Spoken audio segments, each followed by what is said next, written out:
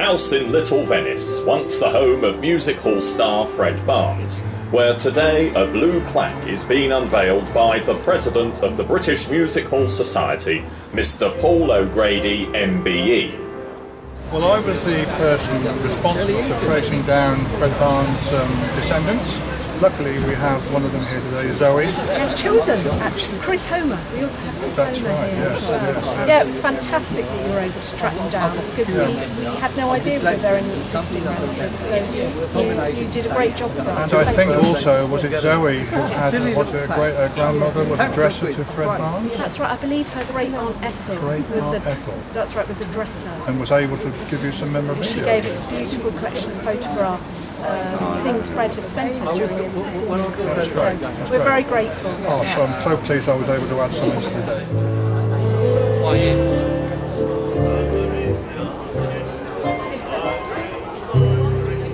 That day we were very worried for two things. One, the sky was grey and we were afraid it was going to rain. And secondly, we didn't know how many people would come. And then I see people just walking by and stopping and looking at the house. And I didn't really understand what was going on because there were more and more and more and more. Actually, the whole street was filled up with very enthusiastic, very lovely people. And when John started playing, they all sang along. And it was moving, I can tell you, it was really touching.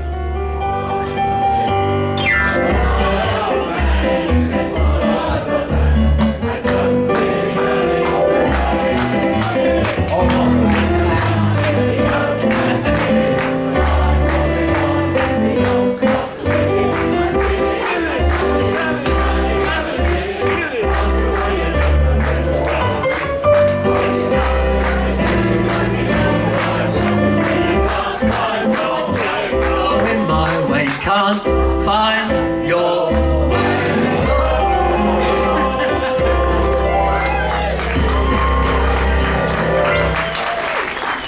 Thank you. Ladies and gentlemen, welcome to Maida Vale and welcome to 22 Clifton Villas. May I introduce you, your one, your only, Mr. Adam Borzoni. Thank you very much, and thank you everyone for coming. Such a great crowd here.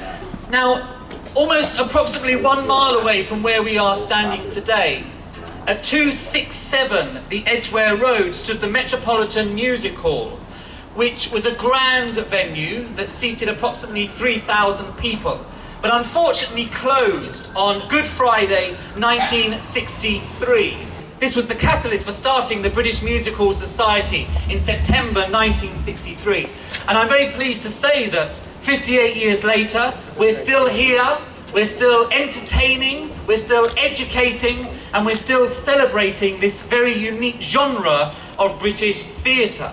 And for any of you that want to know more about the work that we do, or you'd like to join us, please visit britishmusichallsociety.com or follow us on Facebook or Twitter. I'm also absolutely delighted that the last year has seen a record number of new members to the Society, which is fantastic after 58 years.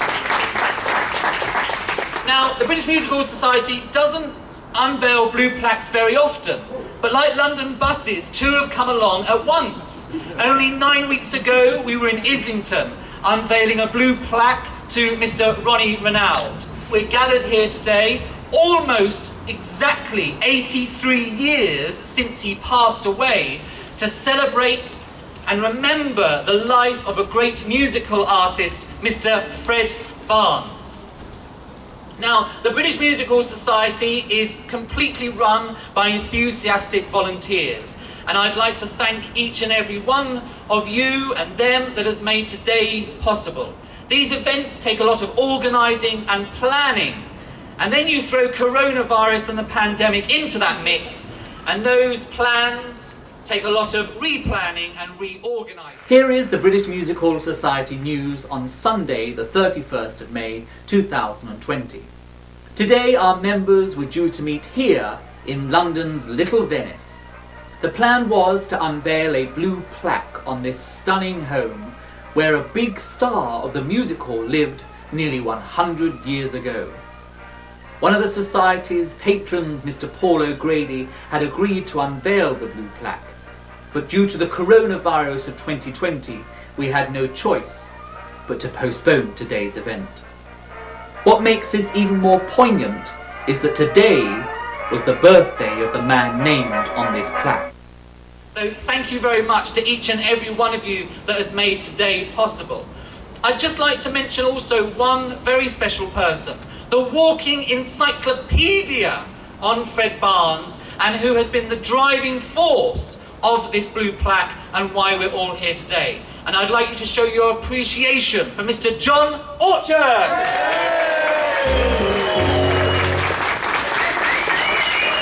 There we are. It just leaves me to say thank you very, very much for coming to join us here today at this special event. I'm now going to hand over to the Secretary of the British Music Hall Society, whose family and ancestors actually had the pleasure of sharing a stage with Fred Barnes. Thank you very much for coming, and over to Alison Young.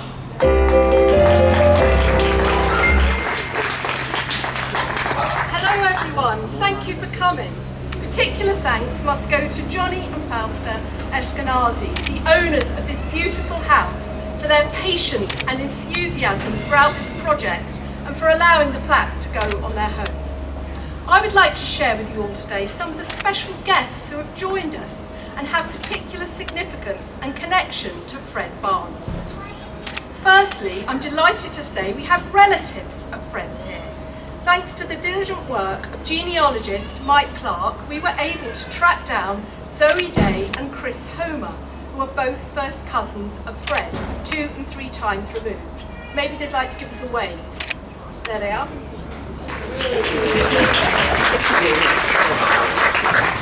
Zoe has donated a wonderful collection of items to the British Music Hall Society archive, which were collected by her great-aunt Ethel, Fred's beloved cousin and one of few family members with whom he kept in touch during his lifetime.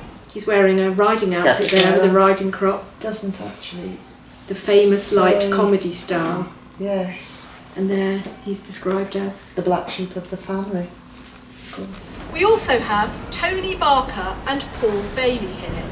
Music hall aficionado Tony Barker wrote an essay about Fred in his Music Hall magazine back in 1984, and for many years this was the closest thing to a biography that existed.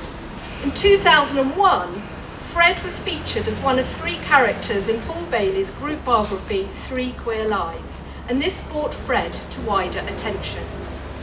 Both Christopher Green and Janice Connolly were inspired by Paul's book and went on to write their own plays about Fred. Fred featured in Janice's 2011 Women in Theatre production, Gay Birmingham, Back to Backs, and Christopher's music hall monster, the insatiable Mr. Fred Barnes, Jan Hunt, who many of you will know as the modern day Queen of the Halls, and player of the spoons par excellence, is also here. Jan's partner in the Patron Theatre Company, the late Dudley Stevens, often performed Fred's songs. And that brings me to our very special guest, the British Music Hall Society's president and our very own wavy-haired, blue-eyed Adonis, Mr. Paul O'Grady. Over to you, Paul. Thank you very much, Alison. I love wavy hairs. Blue-eyed Adonis. First of all, I'd like to say thank you so much for coming, because it's wonderful to see such a great turnout for old Fred. It really is. I've got the job of unveiling the plaque, which I can tell you now is an accident waiting to happen. But he was a remarkable man, and what I loved about Fred was he moved here, which is very, very posh, let's face it, when he was on the skids. He didn't move here when he had lots of money. It was sort of publicity, you know. I'm doing well, I'll put an advert in the stage, I'm booked up for the next 40 years and all that business. This is when Fred was having a good time. And also, he was an openly gay man at a time when that would end you up in prison doing hard labour. So he was brave, he was courageous, he was gutsy, and he was a smashing turn. He really was. So, are you ready? 1, 2. Why do I feel like an execution? The tracks are back.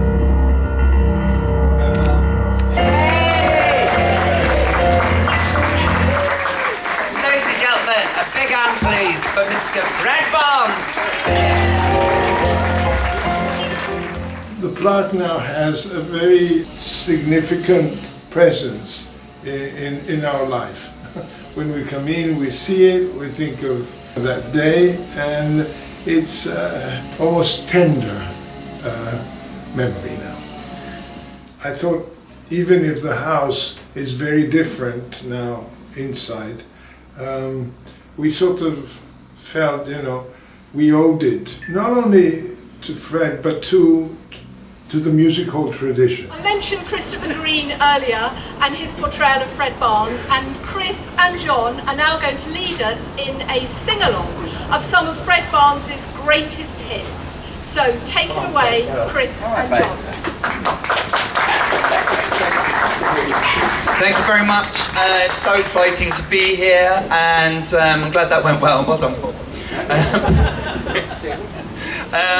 Yes, it's so exciting to think about Fred when he owned this house, and this was, like, as Paul said, his kind of statement to the world. Look at me, I may be the black sheep of the family, but woo, look at the swank.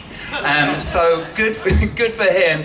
I think it's important to recognize, as Paul said, he was brave, but he also suffered a lot, and he had a very, very hard life, and he took it out on himself a lot. And so it's kind of thrilling in that context to be here celebrating him today. And we thought it would be really nice to celebrate Fred with a medley of 3 of his best known songs. 2 of these I think all of you will know. Great singing earlier, by the way. Because these songs came down through the generations, through other performers. And we're going to finish with Fred's signature song, which some of you might not be familiar with. But it was a song that he wrote that obviously meant a lot to him, and it's a song, a very delicate balance of pain and defiance, very nuanced song.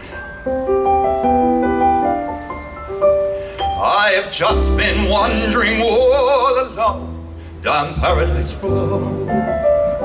When I was a kiddie, I had a sweetheart, down there we would go.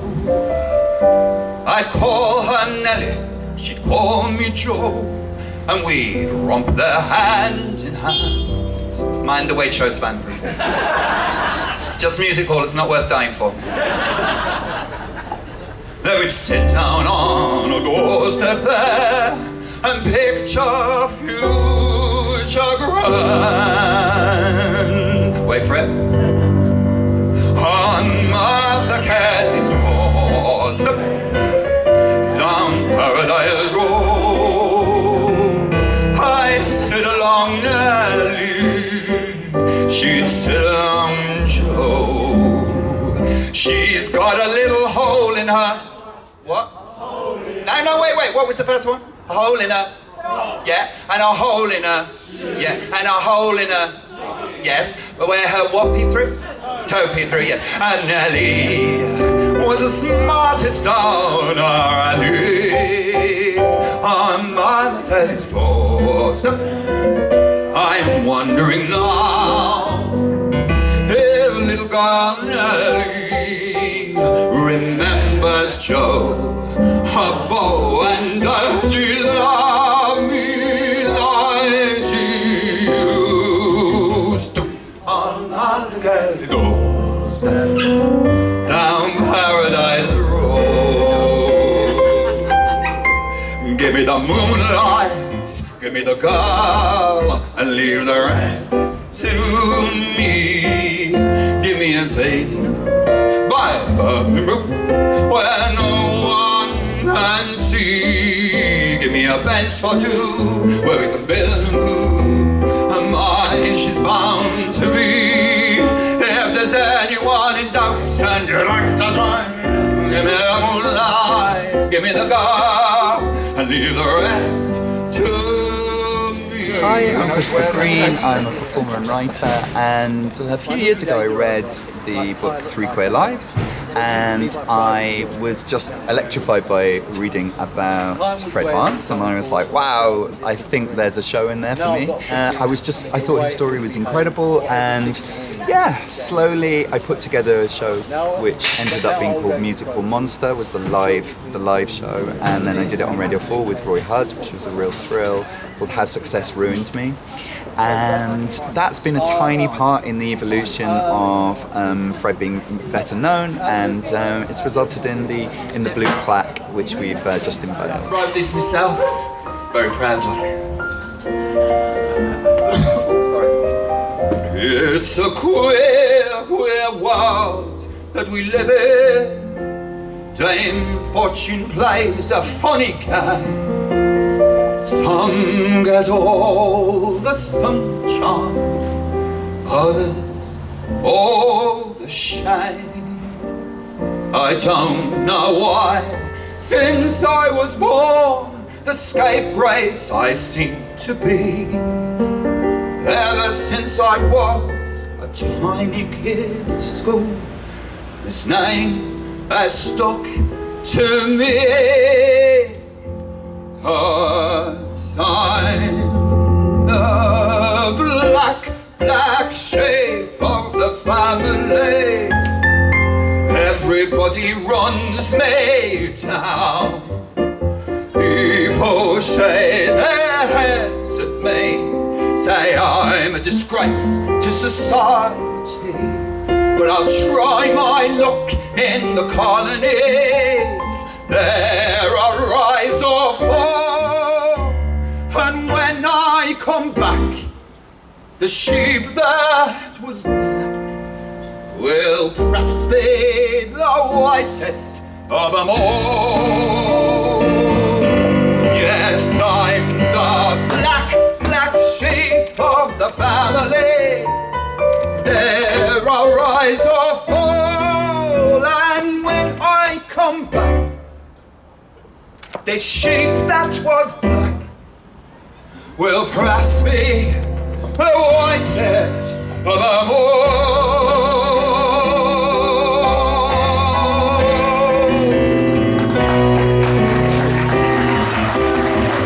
On Eskenazi's doorstep, down Paradise Road. I'm going in my house now. Thanks very much.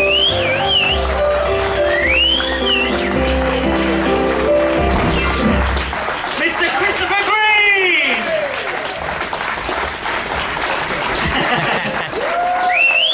I think what really made it all come together and ignited our enthusiasm was when John came and you played the record. It was as though he was back there, you know, pervading the walls with his singing. Some get all the sunshine, others get the shade. That was very moving and gave the whole project more purpose. And your friend Christopher was extraordinary. What about the fact that you allowed him to use your front door as a prop? Yes, and found the front door. I love that. I love that. As a, you know, I was a stage designer for a short time of my life, so I love all that. I read about Fred Barnes in Paul's book, Three Queer Lives, and I became fascinated by the ups and downs of his and terrible end, of course. And then when Paul invited me to these dates today for the plaque, I couldn't wait to be here. The other reason I was drawn to him was the song that was sung today, Black Sheep of the Family, Yes. which is astonishingly honest. Yeah. And doesn't need much in the way of interpretation. It speaks for itself. Yes.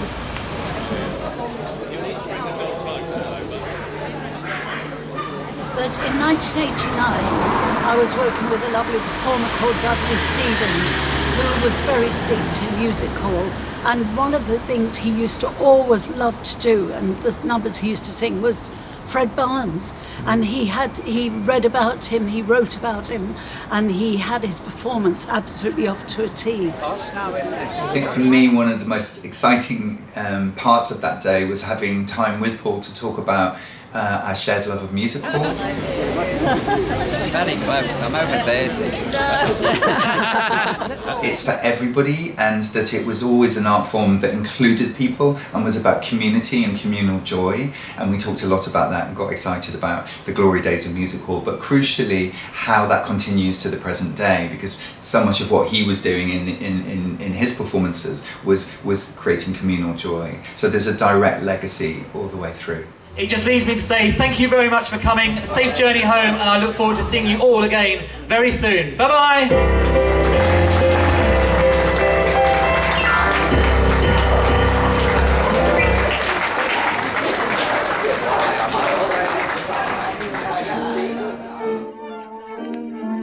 It's a queer, queer world that we live in, and if fortune plays a funny game, some get all the sunshine, others get the shame. I don't know why, but since I was born, the scapegrace I've seemed to be. Ever since I was a tiny kid at school, the name has stuck to me. Yes, the black sheep of the family. Everybody runs me down. People shake their heads at me, say I'm a disgrace to society, but I'll try my luck in the colonies.